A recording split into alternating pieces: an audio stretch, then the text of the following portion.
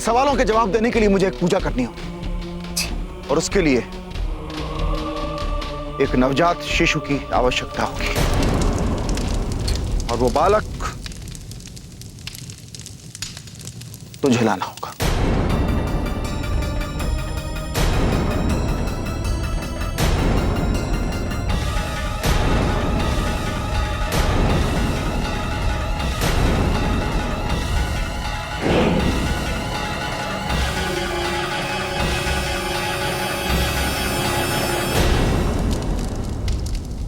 बच्चा? लेकिन इस समय बच्चे की क्या जरूरत है? घबराने की जरूरत नहीं है। मैं उस मासूम जीव के साथ कुछ गलत नहीं करूंगा। मैं बच्चे की मांग कर रहा हूं क्योंकि उसका एक खास कारण है।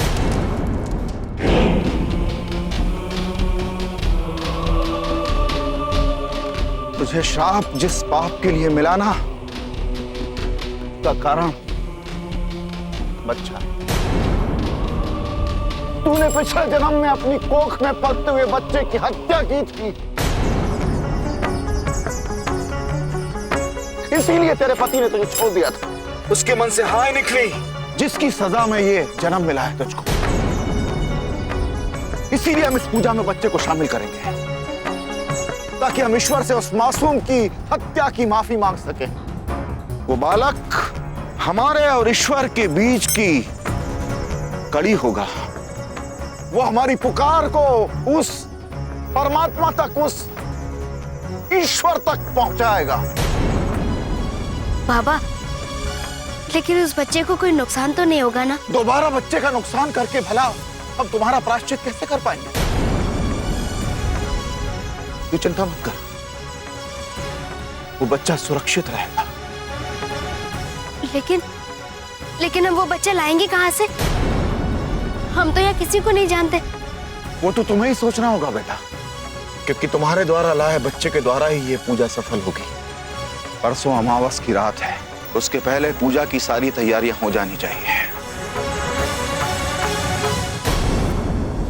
लेकिन एक बात याद रखना, गलती से भी इस बात की भनक किसी और को लगी तो मुझे तुझे आधे रास्ते में ही छोड़कर जाना पड़ेगा। नहीं।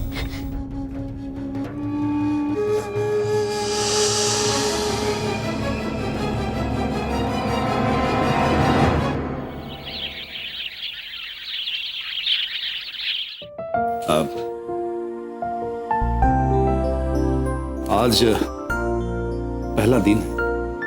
आज सिर्फ इतना समझ लीजिए कि यहाँ काम कैसे चलता है। बस हमारे मजदूर अभी आते ही होंगे, और आप यहाँ बैठिए, मैं एक आध काम निपटा के आता हूँ। जी।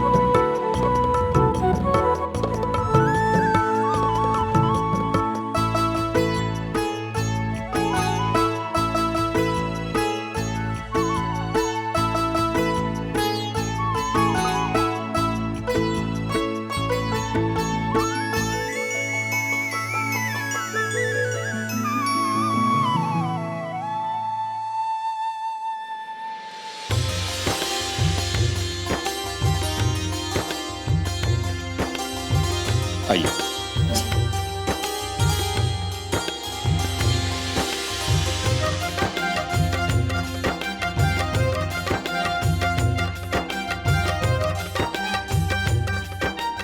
नमस्ते, कैसे हैं आप? और छुटकू महाराज, आप कैसे हैं? आप बताइए कैसे चल रहा है, सब समझ में आ रहा है आपको? जी, इन्होंने मुझे सब कुछ बहुत बारीकी से समझा दिया है। चलिए, बहुत बढ़िया है। लगे रहिए आप लोग अपने काम पे, हम भी अपना काम शुरू करते हैं। शंभू। नमस्कार साहब जी। नमस्कार नमस्कार। शंभू, हमारे कमरे की टेबल पे ना 2-3 फाइलें छूट गई हमसे, तुम जाके ले आओ जल्दी से, और माँ से कहना वो दे देंगी तुम्हें, ठीक है? हम फोन करके बता देते हैं। जी सर।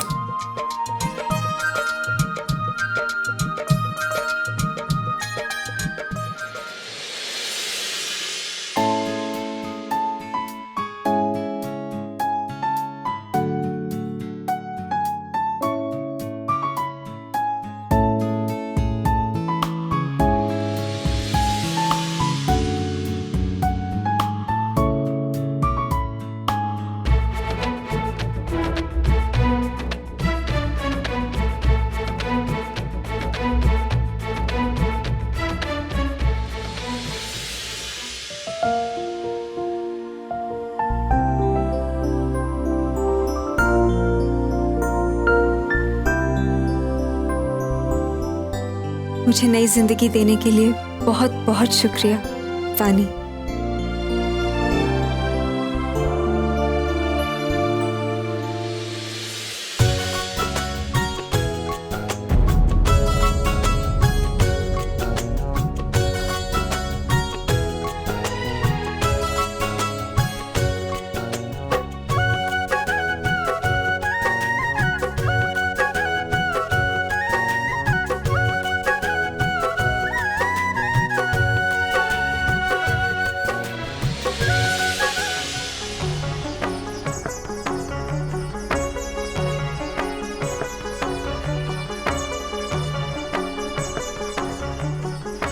एक नवजात शिशु की आवश्यकता होगी और वो बालक तुझे लाना होगा। समय बीतता जा रहा है, समझ में नहीं आ रहा छोटा बच्चा कहाँ से लाएंगे हम, क्या करें।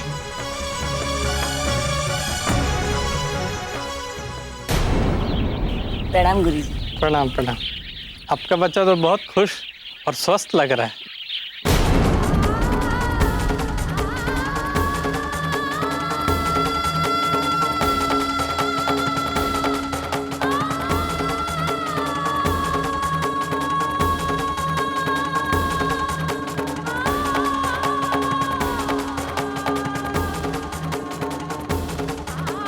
सुनिए जी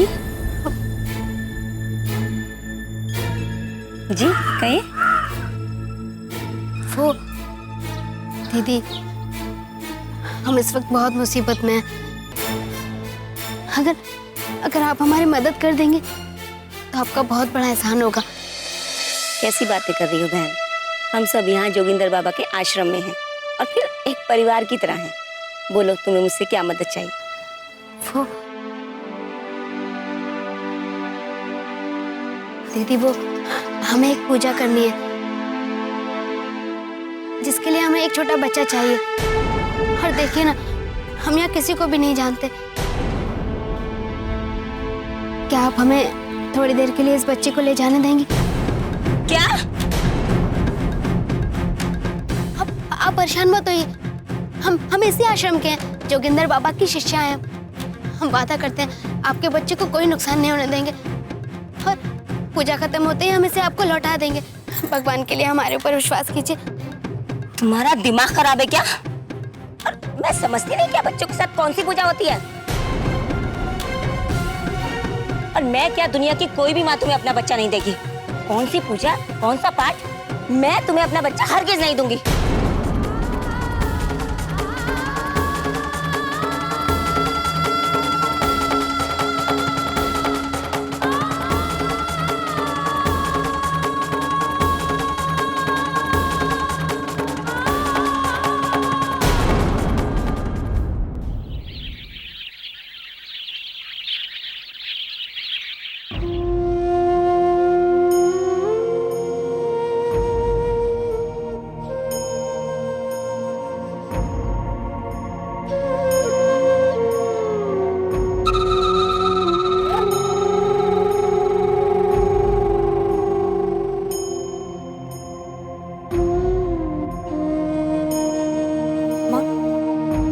माँ, ये लो।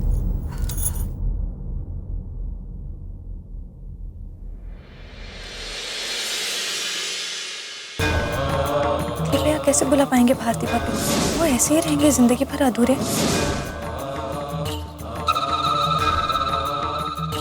क्या सोच रही हैं आप? यही ना कि विहान को कब तक पतला दूध पिलाते रहना पड़ेगा। अरे हम तो कहते हैं अब गाढ़ा दूध डाल दीजिए उसके शरीर में, नहीं तो बड़ा होके ऐसा सूख जाएगा ना कि आंधी आएगी तो आगरा से उड़कर सीधा दिल्ली पहुंच जाएगा वो। जी नहीं, मैं कुछ और सोच रही हूँ। और गाढ़ा दूध तो डॉक्टर से पूछ के ही शुरू करेंगे। पता नहीं इसमें अभी गाढ़ा दूध बचाने की ताकत है या नहीं। ठीक है, अगर डॉक्टर को ही सब कुछ पता होता ना समधन जी, तो हर डॉक्टर 150 साल ना जी लेता। अरे समधन जी, आपने और हमने बच्चे पाले हैं। हम अपनी नजरों से ऐसा एक्सरा निकाल ले उसका कि डॉक्टर की मशीन तक ना निकाल पाए।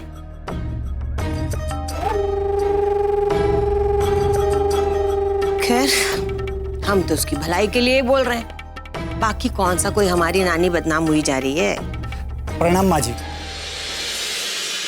अरे शंभू, क्या बात है, आज फैक्ट्री छोड़ के घर पे कैसे? वो मुरली साहब के कुछ जरूरी कागजात घर पर रह गए थे, उनके कमरे में टेबल के ऊपर, वही उन्होंने मंगवाए हैं। अरे हाँ, भैया ने फोन किया था, मैं अभी लाई।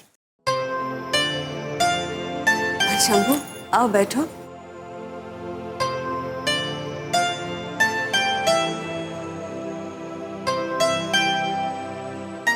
क्या बात, बहुत कमजोर दिखाई दे रहे हो, तबीयत ठीक नहीं है का? अब तो ठीक है माँ जी। 1 महीने पहले तो ऐसी हालत थी कि हड्डियां ही हड्डियां झाँक रही थी। क्यों, बीमार थे? तो किसी अच्छे डॉक्टर को दिखाया या नहीं? डॉक्टर के बस की बात नहीं थी माँ जी। उन्होंने तो जितने टेस्ट करवाने थे करके दे दिए, लेकिन तकलीफ ही पता नहीं है, तो इलाज क्या खाक करेंगे। तो भगवान की दया थी कि उन्होंने मेरे घर मेरे साले को भेजा, वो मुझे देखने आया था। तब उसने मुझे विलासपुर के एक बाबा के बारे में बताया। बड़े सिद्ध बाबा है वो, आयुर्वेदिक और आध्यात्मिक शक्ति का चलता फिरता चमत्कार समझिए आप। अच्छा? बिल्कुल माँ जी। जब मैं उनके पास गया तो उन्होंने मेरे सर पर हाथ रखा और कुछ मंत्र पढ़े। लोगों का कहना है कि इस तरह से वो अपने मरीज का हाल ईश्वर तक पहुंचाते हैं। फिर उन्होंने मुझे कुछ जड़ी बूटियां दी, वो मैंने खाई। क्या कहूँ माँ जी मैं आपको, मैं 2 कंधों का सहारा लेकर गया था उनके पास और वापस आया अपने पैरों पर। वाकई इतने सच्चे हैं? माँ जी, अब झूठे तो वही लोग हैं जो इलाज के नाम पर पैसे लेते हैं। बाबा जी तो अपने आप पर चवन्नी तक चढ़ाने नहीं देते। जब देखो 100-150 लोग वहां पर बैठे हुए होते। अब लोग बाग पागल तो है नहीं कि वहां पर जाकर भीड़ लगाएंगे। कुछ बात तो है बाबा में, बड़े सिद्ध बाबा है।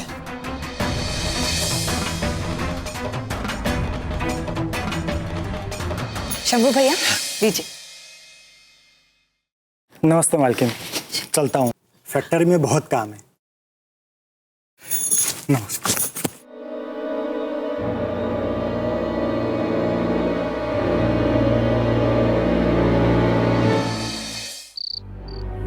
ये क्या नया सूझा है माँ? हम किसी फकीर में नहीं मानते और ना ही उससे मिलना चाहते। ये कोई सुनी सुनाई बात नहीं है। शंभू तेरे सामने है। बड़े बड़े डॉक्टर उसकी जिंदगी नहीं बचा पाए, पर उस फकीर बाबा ने उसकी जिंदगी बचा के दिखाई। शंभू तो ये भी कह रहा था कि वो पैसे या दान लिए बिना हर रोज 100-150 लोगों को ठीक करते हैं, उनका दुख दूर करते हैं। माँ, आप भी किसकी बातों में आ रही हैं? शंभू की।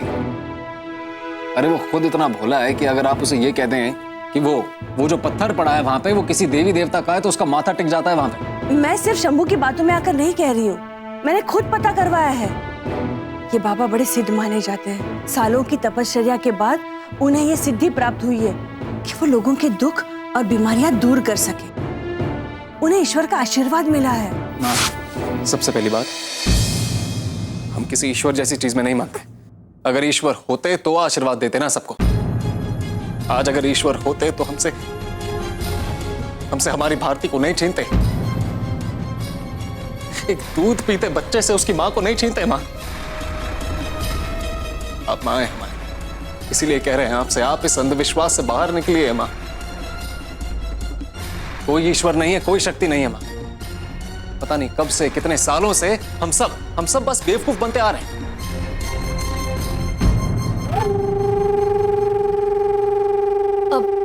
शक्ति वाले बाबा के बारे में एकदम ठीक ठीक बता रहे हो देवर जी आप। अम्मा जी, देवर जी इतनी मुश्किल से सब कुछ पीछे छोड़कर आगे बढ़ रहे हैं, राम जी की कसम। अब ऐसे में इन बाबाओं और फकीरों के चक्कर में डालकर काहे इनके इतने मुश्किल से जुड़ते हुए दिल को दोबारा तोड़ने के लिए वापस भेज रही हैं आप? हमें ना इन चक्रों में पड़ने के बजाय बस आशा रखनी चाहिए। राम जी की भांजी हम देवर जी, राम जी की कसम खा के कहते हैं, एक दिन भारती खुद चलकर लौट कर आएगी घर पर। हाँ कौशाला, जानती है गीता में सबसे पहले क्या लिखा है? इंसान को अपने कर्म करते रहना चाहिए। भाग के सहारे बैठने वाले को कभी कुछ नहीं मिलता, और फिर हमें एक मौका मिला है, उसे क्यों गवाए?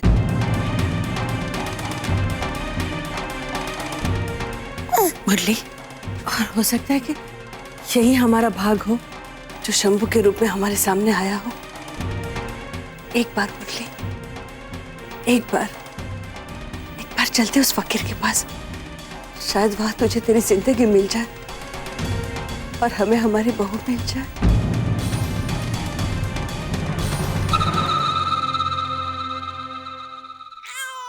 विहान, विहान क्या हुआ? आपको क्यों रो रहे हैं आप इतना? हाँ विहान, विहान नहीं रोते हैं इतना, हम सब यहीं पे हैं आपके साथ ही। हाँ बच्चे, विहान को रोते हुए देखते तकलीफ हो रही है ना? विहान का रोना बर्दाश्त नहीं हो रहा है ना? तो सोचो मुरली, मैं अपने बेटे को घुट घुट कर जीता हुआ कैसे देख सकती हूँ? कैसे बर्दाश्त कर सकती हूँ? जानता है, रात रात तो अकेला नहीं जागता, तेरे साथ साथ तेरी ये माँ भी जागती रहती है, बार बार देखने चली जाती है कि क्या उसका बेटा सुकून से सो रहा है, क्या उसे नींद आ रही है। और जब तुझे भारती की याद में तड़पते देखती हूँ तो तेरे एक आंसू के साथ साथ तेरी माँ की दोनों आंखें बहने लगती।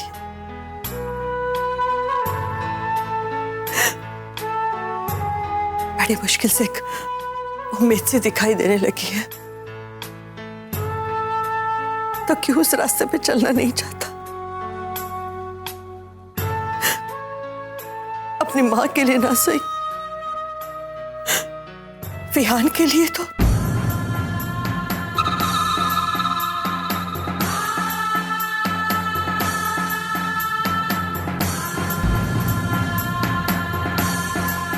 विहान के लिए यह भी छोटा है, ये जब बोलने लगेगा ना तो सबसे पहला सवाल तुझसे यही करेगा, क्या आपने मेरी माँ को ढूंढने की पूरी कोशिश की थी पापा? तो क्या जवाब देगा?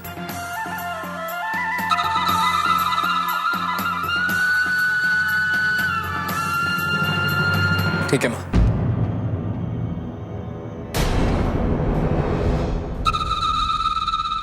लेकिन सिर्फ आपके लिए, सिर्फ आपके लिए चलेंगे हम आपके साथ।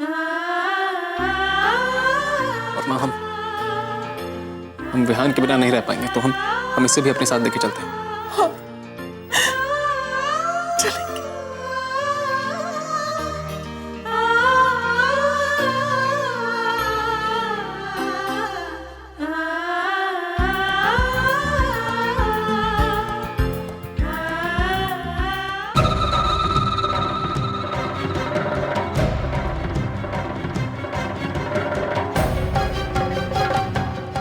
देखिए, मिस्टर मुरली लाल ने अपनी पत्नी भारती के लापता होने की रिपोर्ट यहाँ लिखाई थी, वो मिल गई हैं।